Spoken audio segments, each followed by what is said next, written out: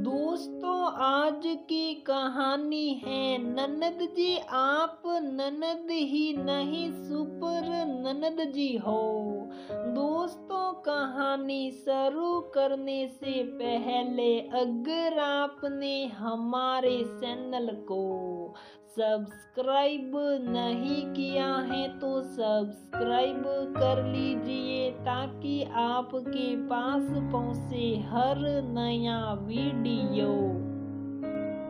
लोगों का तो काम ही होता है बातें बनाना, इन सब बातों पर ध्यान मत दो। जिनके पास कोई काम नहीं होता वो लोग कुछ तो कहेंगे ही। नेहा ने अपनी भाभी रीमा से कहा था। रीमा पढ़ी लिखी थी पर शादी के वक्त उसकी बीएड की पढ़ाई अधूरी रह गई। उसे पूरा करने के लिए नेहा और पूरा परिवार बोल रहा था।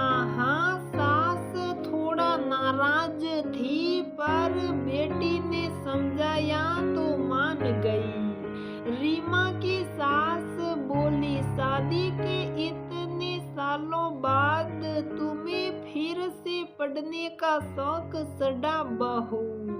रीमा बोली, मम्मी जी घर गृहस्थी के चक्कर में समय कहाँ मिला।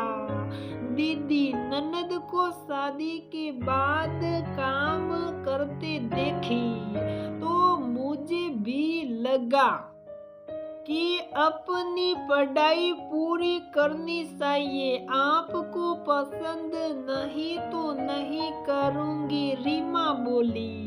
रीमा की सास बोली, मुझे क्या परेशानी होगी पर लोग क्या कहेंगे कि बहू को पढ़ाकर नौकरी करवाना है।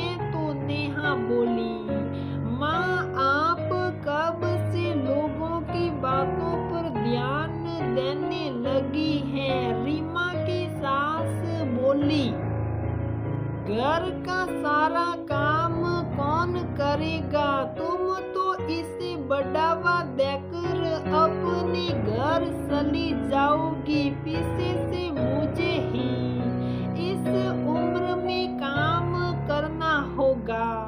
रीमा झट से बोली, नहीं मम्मी जी, मैं घर का सारा काम करके जाऊंगी। तो नेहा बोली, और माँ आप तो घर में ही हो, थोड़ा तो सपोर्ट करो, आपकी ही बहू हैं।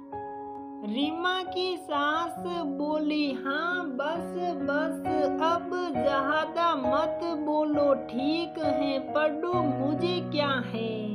ननद भाभी दोनों खुश हो गई। तो रीमा बोली, दीदी आप सबका साथ ना होता तो ये संभव नहीं होता।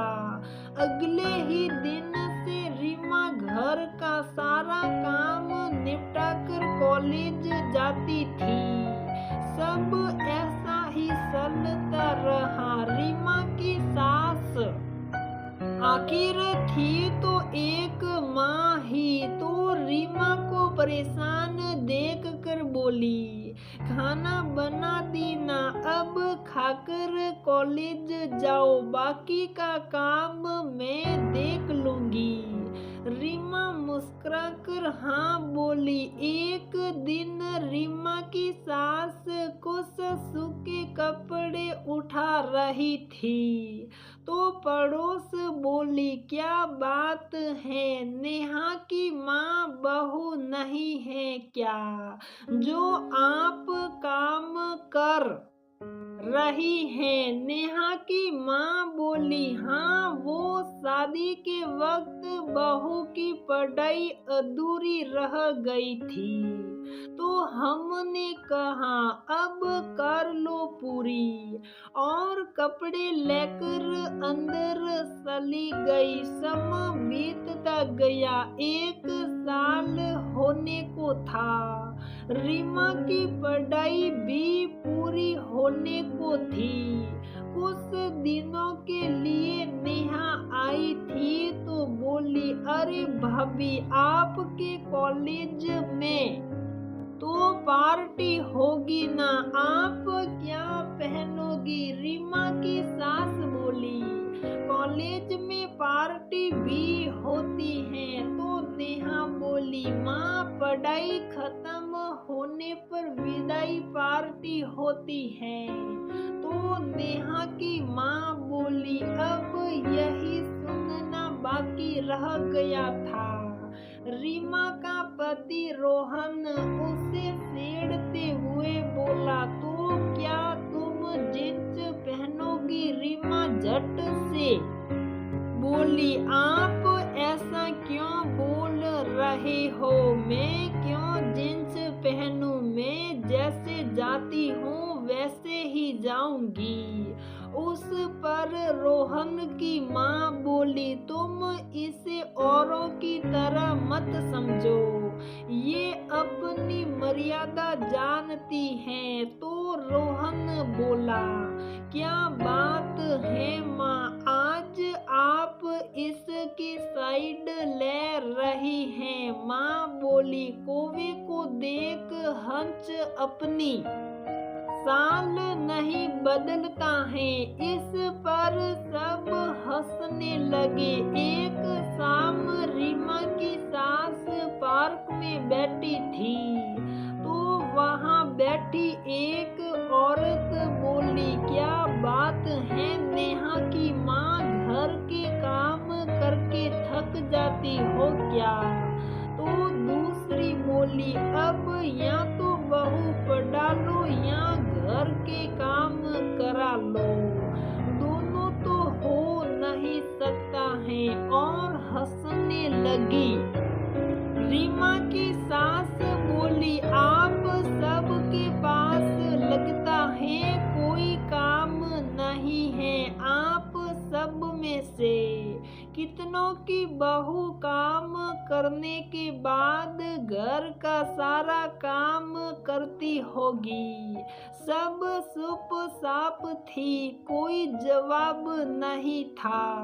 मेरी बहू अपनी पढ़ाई भी पूरी कर रही है और घर भी संभालती है।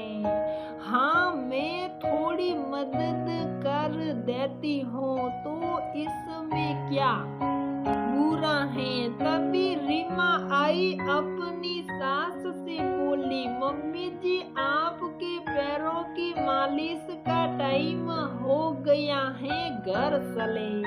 तो रीमा की सास बोली, मिलो मेरी बहू से जिसे मेरी चिंता है। इसे आगे बढ़ने से मैं नहीं रोकती हूँ। अगर हम साथ दे तो बेटे की तरह बहू भी सहारा बन सकती है।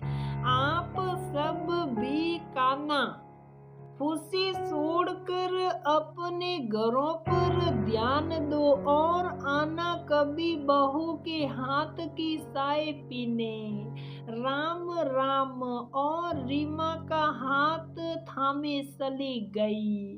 तो दोस्तों, हमारी ये कहानी यहीं पर समाप्त होती है। अगर आपको हमारी ये कहानी पसंद आती है तो प्लीज वीडियो को लाइक करें, शेयर करें और हमारे चैनल को सब्सक्राइब जरूर करें।